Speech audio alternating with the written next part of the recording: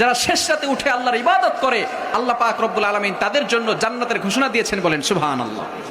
এই রাতের শেষ সময় আল্লাহ পাক রব্বুল আলামিনের দুইটি নাম পরে যদি আপনি দোয়া করতে পারেন, আল্লাহ পাক রব্বুল আলামিন আপনার নেক আশাগুলো কবুল করবেন, বলেন সুবহানাল্লাহ। আমরা দোয়া করতে জানি না কোন সময় দোয়া করতে হয়। মুমিন তো এমন থাকবে যে ঝোঁক বুঝে কোপ মারবে, ঠিক কিনা? কোন সময় দোয়া করলে আল্লাহ তাআলা কবুল করে সেটা আমরা অনেকে জানি না। তাহাজ্জুদের সময় আল্লাহ তাআলা প্রথম আসমানে আসেন, সুবহানাল্লাহ বলতে পারলেন না?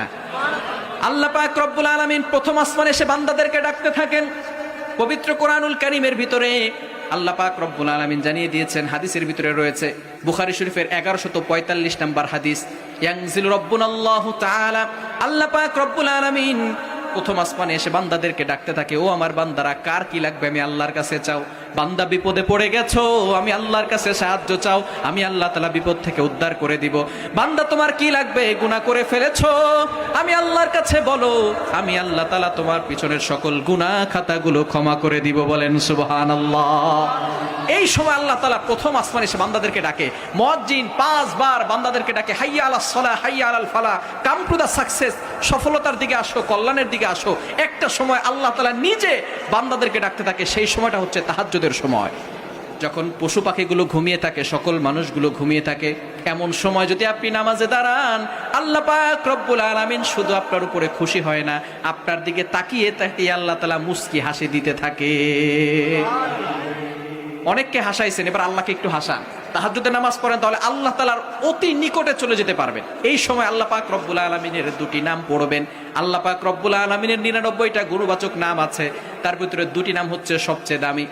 আম্মা জান আয়েশা রাদিয়াল্লাহু তাআলা আনহাকে নবীজি সাল্লাল্লাহু আলাইহি সাল্লাম বললেন, ও আয়েশা, আল্লাহর দুইটি নাম আছে, যেই নাম ধরে যদি তুমি ডাকো, এই দুইটি নাম হচ্ছে ইসমে আজম। ইসমে আজম পরে যদি তুমি ডাকতে পারো, আল্লাহ পাক রব্বুল আলামিন তোমার সকল দোয়াগুলো কবুল করে নিবেন।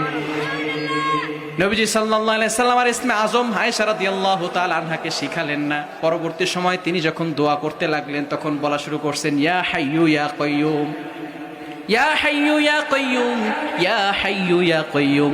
আল্লাহ পাক রব্বুল আলামিনের দুইটা নাম, একটা হচ্ছে হাইয়ু আর একটা হচ্ছে কাইয়ুম। তিনি হচ্ছেন চিরঞ্জীব, তিনি হচ্ছেন চিরস্থায়ী। দুইটা নামকে ইসমে আজমও বলা হয়।